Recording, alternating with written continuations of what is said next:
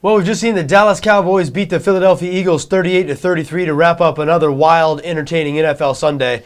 If you did not see the end of this Dallas-Philadelphia game, just a sickening loss for Dallas bettors. The Cowboys a 10.5-point favorite going into the game.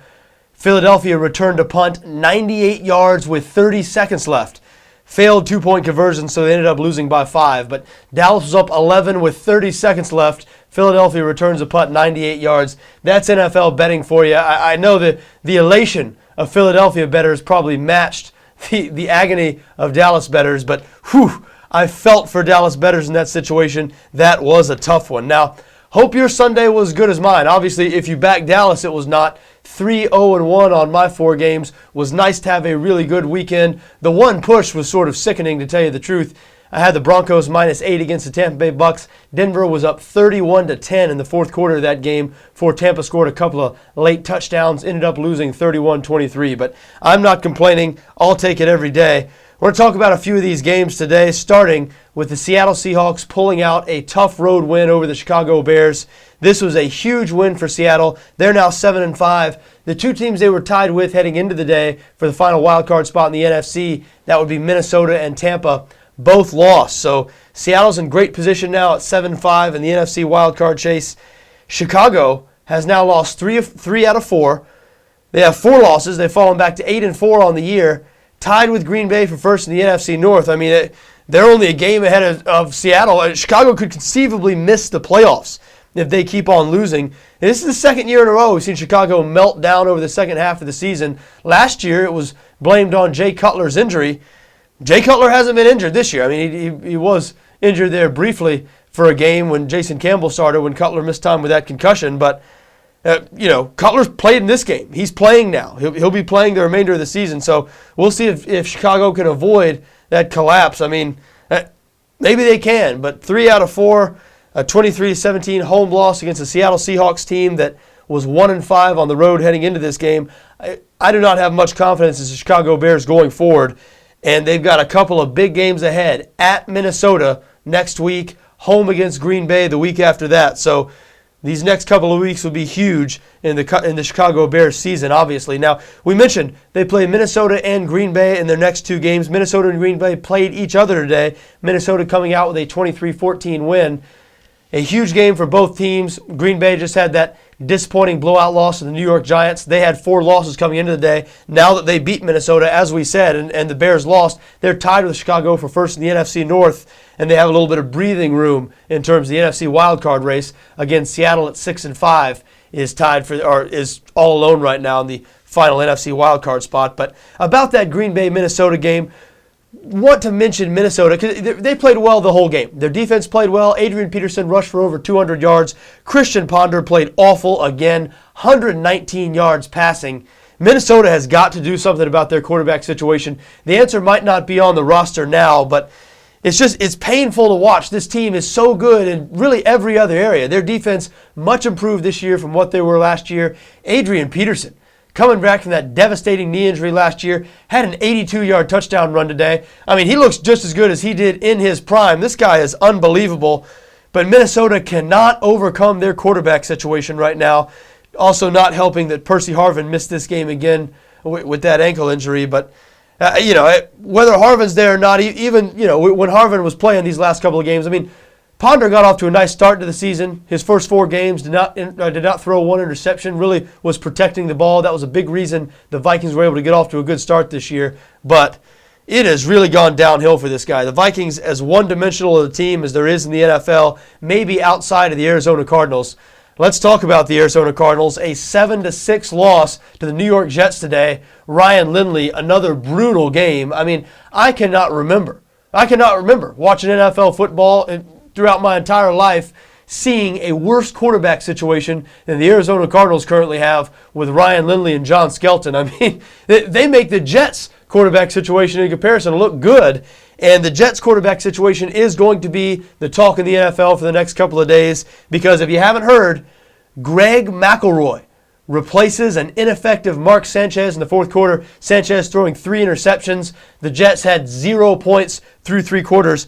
McElroy comes in because Tim Tebow was inactive today with that rib injury. McElroy led him to a touchdown. I mean, led him to a 7-6 win. Now, he only threw for 29 yards. He was 5 of 7 for 29 yards. Threw an interception that was nullified because of an illegal contact penalty. It was called on Arizona. So, McElroy did not look great in the game. Rex Ryan did not announce afterwards who was going to be starting the Jets' next game. I guess I'd be shocked if it were Sanchez. I'd be surprised if it was Tebow. I guess it's going to be McElroy, which is stunning. It's stunning that Greg McElroy might now take over as starter of this team. Makes you wonder, Tim Tebow's injury, I mean, did it really get worse over the week? Remember, last week with the same injury, he was active against the New England Patriots, inactive in this game. Was this just Rex Ryan's way of demoting him without demoting him, sort of without creating the controversy? Maybe he wanted to get McElroy on the field instead of Tebow. Got him on the field today, and McElroy led him to a touchdown drive. Next week, the Jets go into Jacksonville, Tebow's hometown, coming to see me in Northeast Florida. My wife's already said my father-in-law is going to be in town. She said, if Tebow's playing, we're getting tickets. My wife, a big Tebow fan. I'll be here as we are every Sunday, as we were today, during all the 1 o'clock games for the live stream. Do hope you join us here, BETDAQNFL.com. We live stream every Sunday throughout the 1 o'clock games. It'll be interesting to see, though. I'd be surprised if Tebow got the start, but I would not be surprised now that Rex Ryan has taken the step of benching Sanchez, throughout the year. People have been wondering how come they haven't given Tebow a series or two. They've put him in for 5 or 6 plays during the game. They'll put him in for a play and they'll take him right out. People have said, well, why not give him a series or two to see what he can do with the offense? I don't think Rex Ryan wanted any part of the quarterback controversy. They ended up catching up with him anyway. But I think that Rex Ryan or Tony Sperano, if they feel like doing that, they'd probably be more liberated to do that with Greg McElroy as the quarterback instead of Mark Sanchez. But who knows? I mean, maybe I'm just talking. Maybe Tebow won't play at all, was inactive today. But that is going to be, don't kid yourself, that's going to be one of the stories of the week. Tebow coming home to Jacksonville, certainly in this area. We are broadcasting now from Northeast Florida, living in Ponte Vedra, about 30 miles from Everbank Field, where the game will be played on Sunday. In this area, it's a big deal.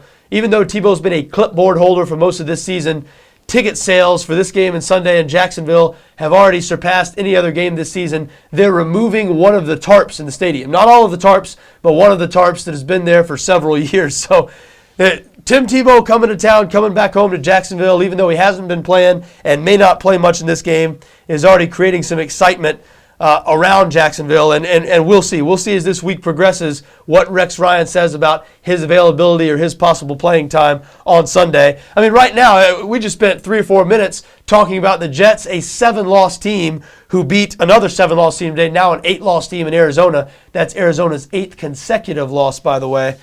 And so, we've probably spent too much time talking about the New York Jets already, but at least we're not alone in that. We're not the only media outlet or not the only people who talk football who have probably spent a little too much time covering the New York Jets this year. But hard not to talk about it with sort of the weekly soap opera that has been the New York Jets quarterback competition, controversy, whatever you want to call it. And then today, Greg McElroy steps in and wins the game for the New York Jets. And hard as it is to believe, the Jets at 5-7 still have an outside shot at a wild card berth in the AFC. Their 4 remaining games all against losing teams. And if they win out, that might be good enough. Even though the 2 teams who were tied coming into the day for the final wild card spot in the AFC, they both won today.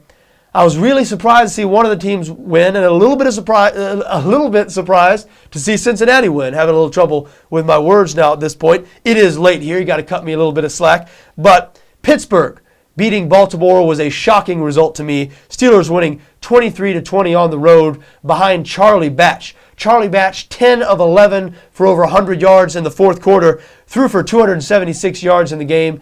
A very impressive performance from Batch in what might be the last game of his NFL career. I mean, if Roethlisberger is able to come back next week, you'd have to think that Charlie Batch, he might call it a career at the end of this season. I believe he's 37 years old now. I mean, to put it into perspective, Charlie Batch once handed the ball off to Barry Sanders back in the day when Batch was with the Detroit Lions. So Charlie Batch has been around the block for a while. Definitely a career highlight today, I think, filling in for an injured Ben Roethlisberger in a huge game for the Steelers as far as their playoff chances go. Because as we said, coming into the day, they were tied with the Bengals for the final wild card spot in the AFC. The Bengals beat the San Diego Chargers on the road today. Just about everybody's beating the Chargers nowadays.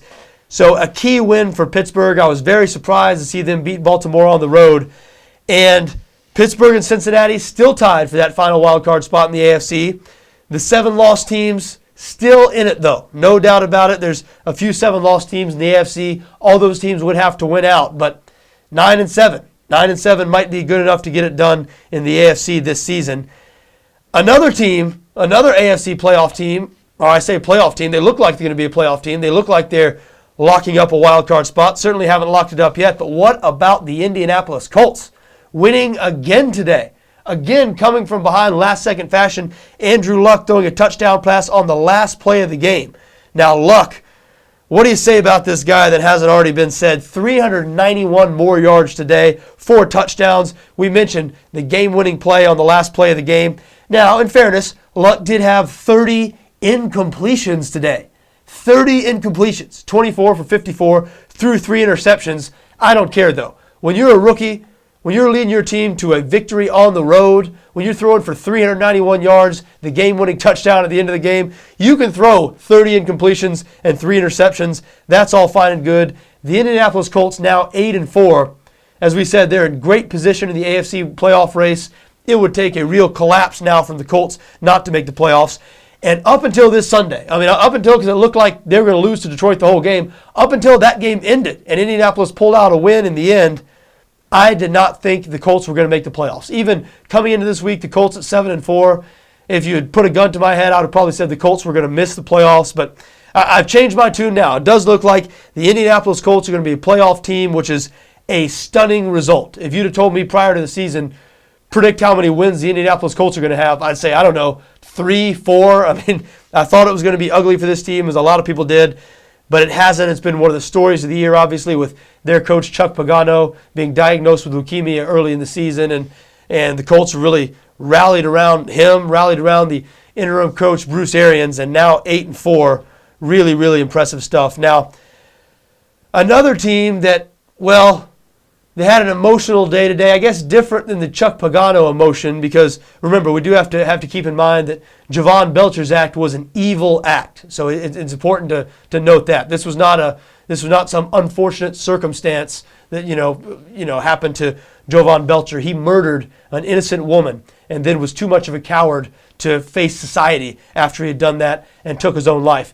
Still a tragic situation for the Kansas City Chiefs organization, for the families of everybody involved, for Belcher's family, obviously for the girl's family, for the child who is left parentless.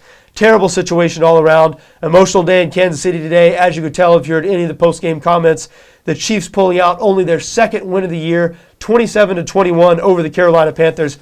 Saw an interesting stat today that actually somebody sent me. Shout out to, I believe it was Davey Boy Legend, who sent me this during the live stream today. You knew the Chiefs were inept. They have been this season. Obviously, they'd only won 1 game coming into the year. But how about this? Chiefs scored 3 touchdowns today. That was more touchdowns than they had scored for the entire month of November. In the entire month of November, they didn't score 3 touchdowns. I couldn't believe that when I saw it. But you think about it, and that's true. I guess they hadn't. The Chiefs, even though they had played a couple of good games in their last couple of games, or better games anyway, particularly their last game when they kept it close with Denver before eventually losing 17-9. They didn't get in the end zone in that game. The Chiefs' offense has been brutal this season, but they did get in that end zone 3 times today. Sent Carolina to their 9th loss. The Panthers now 3-9. They're officially one of the most disappointing teams in the league. A lot of people heading into the season thought Carolina might have an outside shot at a wild card berth. I don't think anybody, and coming into this year, I was not a Carolina Panthers believer. I was not one of those people saying I thought they'd make a playoff run. They were a 10-loss team last year, and as I said before the season, I thought there were too many flaws, but I didn't think they were going to get worse than 6-10, and I don't think anybody did. Even people who were not believing in the Carolina Panthers, I don't think many people saw 3-9 coming, and I do believe that today's loss to the 1-10 Kansas City Chiefs was the final nail in the coffin for Panthers coach Ron Rivera. Their general manager, Marty Herney, has already been fired. Rivera, I guess, is going to last the year, but I would be stunned if Ron Rivera was the coach of the Carolina Panthers week 1 next season. One more result I want to mention, the St. Louis Rams, 16-13 over the San Francisco 49ers in overtime. I was happy to see this. This was one of the games I was on today, St. +7. Colin Kaepernick, a critical fumble, a bad pitch on an option play with 3 minutes left. I mean, in regulation, the Rams' only points came from their defense. They scored on a safety early in the game, and then Janoris Jenkins, the rookie cornerback who scored twice last year, recovered the fumble off the botched pitch off the option play. It was a questionable play call, calling an option in that situation, in my opinion. Obviously, easy to say that, hindsight being 20/20 in this situation. But whatever, the Niners defense totally shut down the Rams for the whole game. The Rams defense ended up scoring twice, put the game into overtime, where the Rams ended up winning it in overtime, 16-13. Colin Kaepernick did not have any interceptions today, threw for 208 yards, ran for 84 more, but we mentioned that critical fumble towards the end of the game. Be very curious to see what Jim Harbaugh does with the quarterback situation going forward, because coming into today's game, he didn't say that Kaepernick was a starter for the remainder of the year. He was very clear about that, talked about going with a hot hand.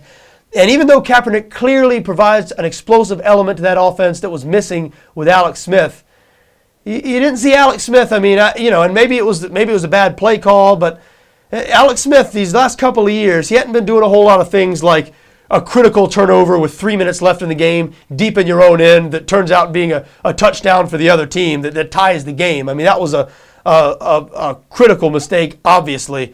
49ers up 10-2 at that point with 3 minutes left. And so, I don't know. I could see Harbaugh getting squeamish with the young quarterback as we approach the playoffs here. Would not be at all surprised if he went back to Alex Smith. That's about all I saw for today. Just talked about just about every one of those games. But all that remains of this Week 13, tomorrow night's, or I guess tonight's, New York Giant-Washington Redskins game. Giants currently installed as a 3-point road favorite on BETDAQ, 51 the total. Of course, in a few hours, we will be putting up our full preview for that game, as we do for every game here on BETDAQ NFL. I guess until then, I'm John Arnette for BETDAQ NFL.